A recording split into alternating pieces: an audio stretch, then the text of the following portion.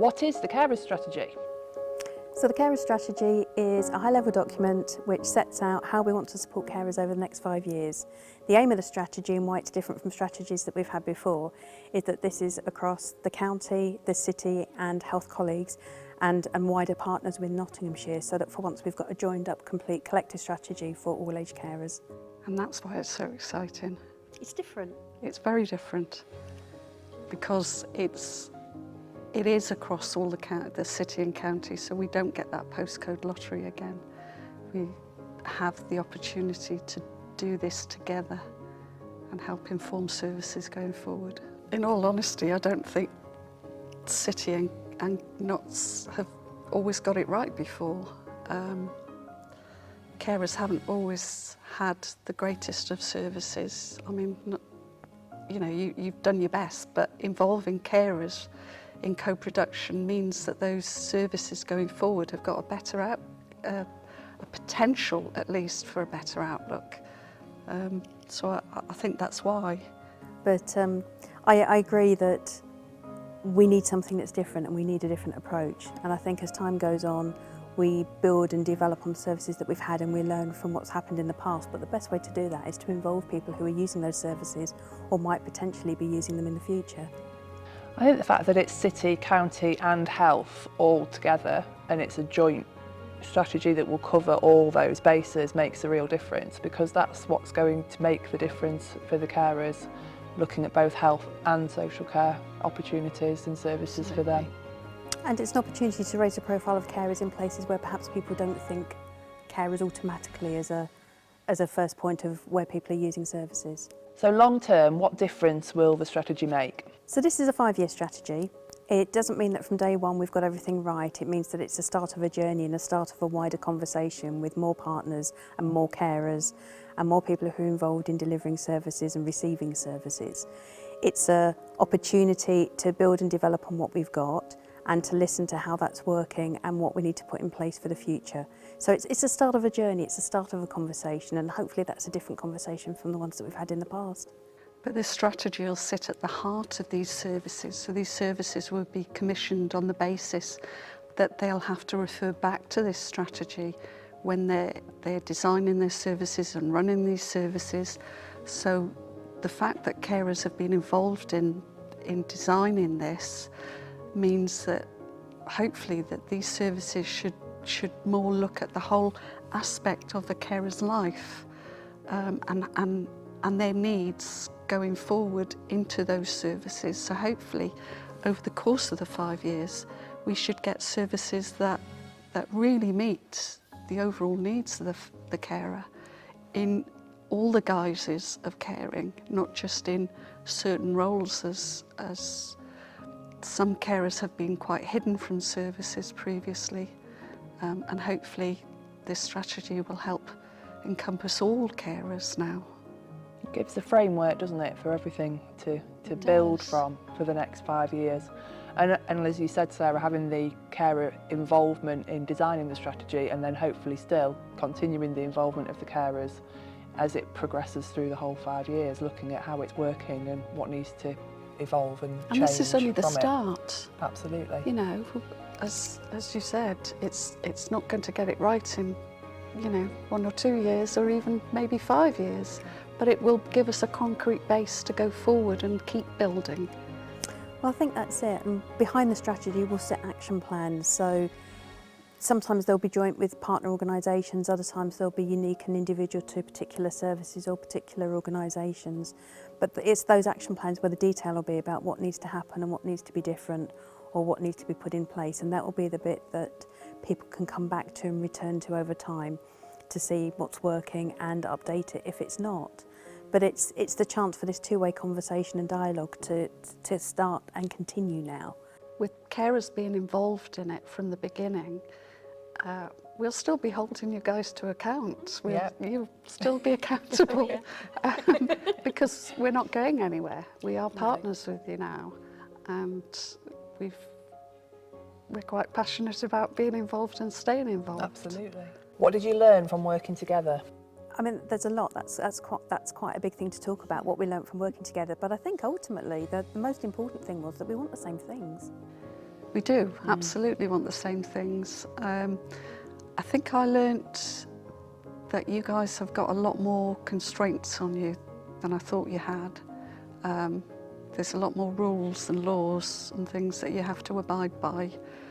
I thought maybe it was easier to come in with a magic wand and go, I want this, and make it happen. You can't always do that. So, you know, we've had some training on why you have to do things sometimes the way you do them. But we've also been able to have conversations about, well, okay, you have to do it that way, but maybe you don't have to do it in exactly that way, and maybe we can tweak it slightly. And you've been very open to doing that, and that's what I found quite empowering, that you've actually been willing to listen and adapt things as you've gone along in the conversation. But actually so have you, because that's part of the process. So when, you know, Helen and her colleagues set up the carers panel that sat us alongside the strategy board, we didn't know how much time commitment that was going to take, or how in-depth it was going to be, or even the nature of what some of the conversations were going to be like. So everything that you've just said to me is actually a mirror image of what you've done for us. It's, you know, it's been fabulous. It's been quite empowering to be able to get on these things and actually be there from the inception, to have these things not just happening around us and to us, but to actually be real partners in this. So that's been really empowering for us, and to be actually listened to as partners, not just consulted as we might have done previously, because co-production has been quite an eye-opener. I wasn't fully on board to start with, I got to be fair, but it's been a real eye-opener that we've worked in such partnership, and it's been, and I'm really proud of what we've achieved, to be honest. And going forward, I think it's really exciting what we can achieve working together for the benefit of carers going forward. I think we've really all learned the value of co-production and hearing from the people who actually are experienced in these situations, actually working together and listening to them, as Pam said, from the very beginning, and not bringing that in later, but from the very start. So it feels, it's integral, it's in there, isn't it? It's all woven in. The carer's voice is in that document right from the very beginning of it, and it's not something that we've just stuck on at the end. No. I think we've also learned just how much time it takes to do that, because the more voices you have in something, the longer it takes to filter all of that through and to work out what you want to say, to make sure everyone's been heard. Yeah, although it does take longer than you think it's going to be, it has been really beneficial. Absolutely. To have everybody's voices on board. Maybe when you set out to write the next one, it's start even sooner than you think you need to. That's part of the learning. You know, part of the learning is not to come with a fixed set of ideas. I mean, sometimes you need some ideas as a starting point, otherwise you don't know where to start the discussion. But it's not coming with a ready formulated list of things that you think should happen, or how it should be, or what it is that we think people need. It does take time, and I think it's also been lovely to have those conversations not only with yourselves and with Nottinghamshire Carers Association, but also taking us back to those very simple conversations about what are we trying to achieve, instead of being constantly thinking about how we do things currently and kind of being in that mindset. Actually just going back to some really basic, non-jargonistic conversations and discussions about what people want. That I've brought is the fact that I don't know any of those things. I don't know the processes, and so I've had to ask questions. So I've made you think. I've had to, because I don't understand them, and you've all been great at explaining them. But I've almost held you to accountability by saying, well, why do you have to do it that way? Can you not do it another way? And that then allows for the conversations about, well, why do we do it that way? Can we not think of it doing it another way? And I think that can only be good for services. Yeah. And I think one of the nice things about this is that it's three different sides of the triangle really. So, you know, there's yourself, Pam, and colleagues that are carers.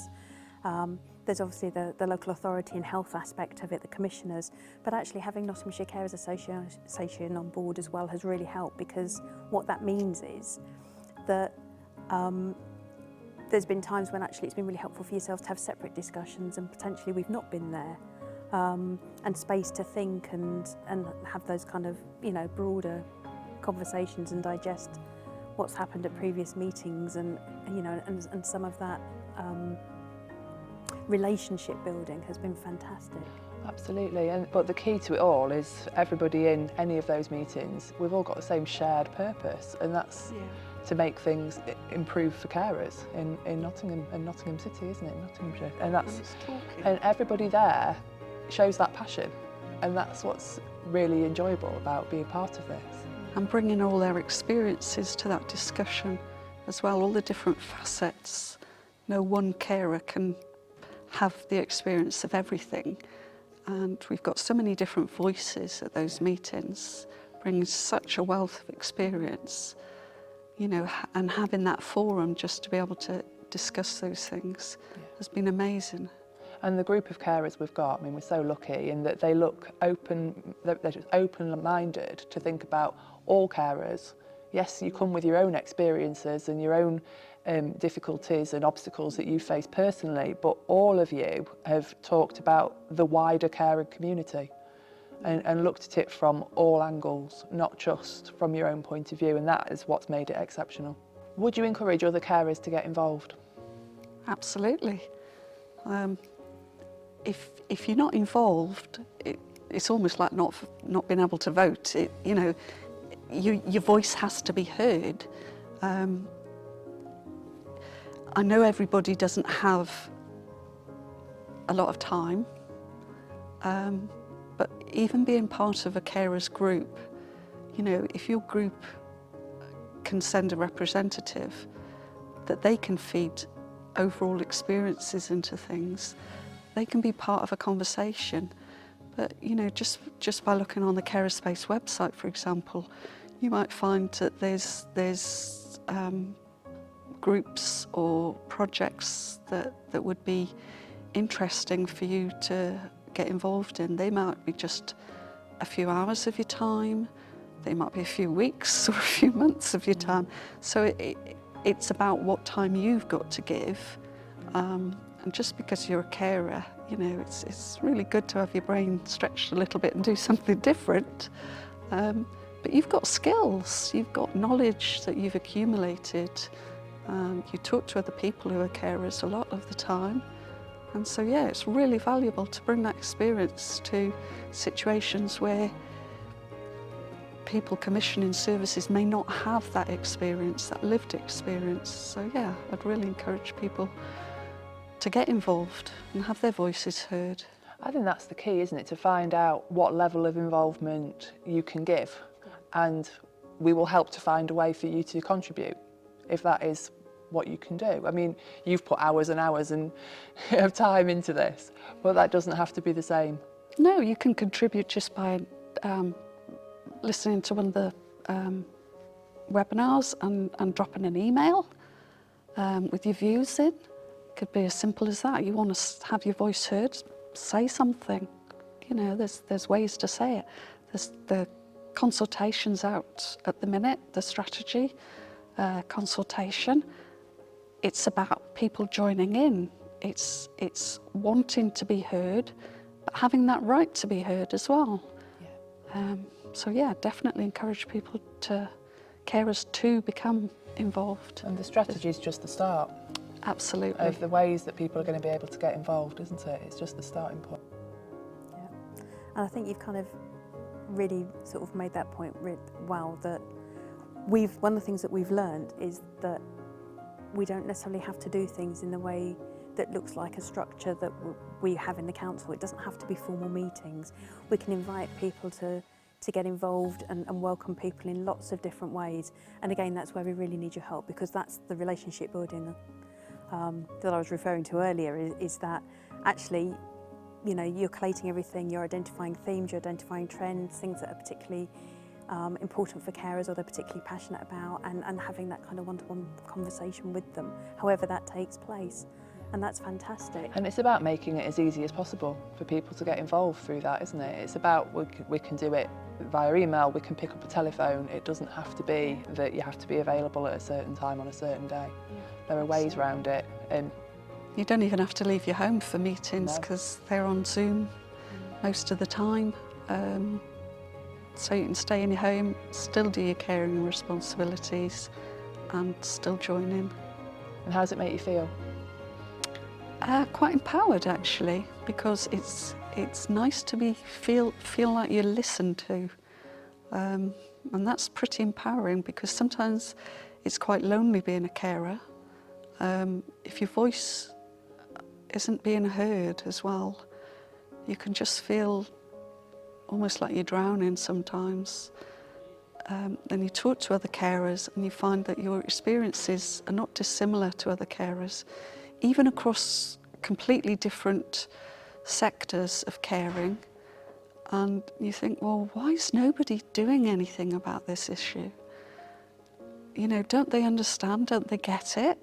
And you find that maybe there's not a way to get it. Maybe they're not even aware of the issue.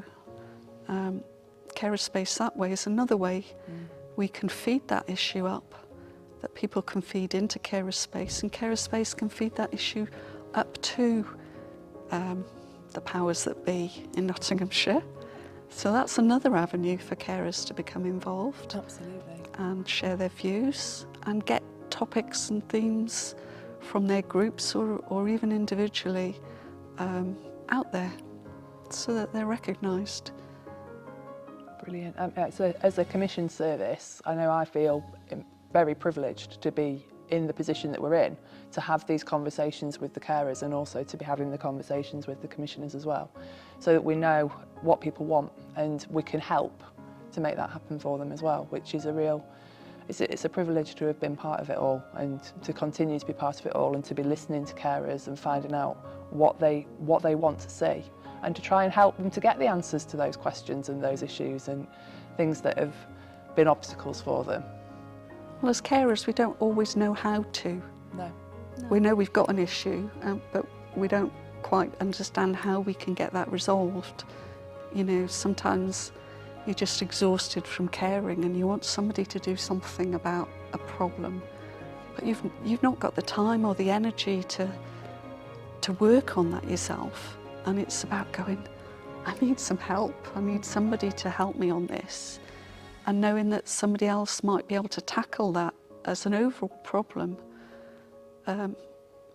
We've got services out there that can tackle individual issues, but sometimes there are pressures from services that add to a carer's issues, you know, and those pressures sometimes are unnecessary if you just do things in a slightly different way. But if the authorities don't know about it, or who do you complain to? Yeah. You know, but if you raise it as a issue, who do you raise it to? Well, now we've got somewhere we can raise it, and so we can feed that up, and we can get that conversation going. Absolutely, and to facilitate something like that and have that dialogue going, it is so important, and you can see the way it can grow and develop with carers just joining in. Yeah. I think as a commissioner, the conversations that we have collectively when we're together, there are two things for me. One is just personally, I get a lot more job satisfaction out of it. I just think it's better. I look forward to them. I don't mind what's said in the meeting. It's fine. We'll work through it. We'll come out the other end and it'll be okay. But we just need to have those conversations. But the second thing is, I really hope that, you know, with the strategy, with Carers Space, with the work that we've been doing to look at the commissioning of future services, whatever that is at the end of the process, it's got to be better with us all doing it together. I feel more confident in what will be in the future than taking a guess. And carers don't like to feel done to. No, nobody likes to feel done to. We're pretty sick of that. You know, we've had things Do you want option A or option B? Oh, which is the worst one? Which is the best one out of the two? Because you guys have already decided this is our options. But this is a whole new idea that we get to be in there deciding what option A or B is. And that's quite revolutionary. And to go across, you know, for the carers strategy to go across city and county and with the health partners at the CCGs, that's so exciting. It's so exciting, it's amazing. That offers real opportunities for change. Okay, how can carers find out about the work that's being done? Well, carer spaces are an ideal place. There's the carer space websites, which is hosted on carers, On Nottinghamshire Carers Association. Yeah. website. They can come along to the meetings. They can send a representative from their group and have that fed back to their members. They can sign up for the newsletter. They can get involved as little or as few hours as they want, or as many hours as they want. They simply send an email in after watching one of the webinars we do every month. And it's as little or as much as you want. But what is important is that people want to get involved. People share their views, not just sit at home worrying about things or putting up with problems that they don't necessarily have to. There are answers out there and there are support out there. The carers hubs out there for individual problems. They can signpost away to all sorts of different services, and Nottinghamshire funds that, so they can feed into that and get some individual support. They can get group support every month, online or in person at these groups. So never be alone is what I'd say. Don't try and fight it on your own. It's too lonely, too much of a burden. Group support's the way forward. Yeah, and Notts Carers Association, Carers Space, Tuvida with the hub, and you guys at the County Council are all sharing the information as we're going through this process of designing the new services and things as well, aren't we? So as things are coming through, it's being shared, social media, online websites, as many different places as we can to keep everybody informed. But yeah, certainly signing on to mailing lists and looking and asking the questions.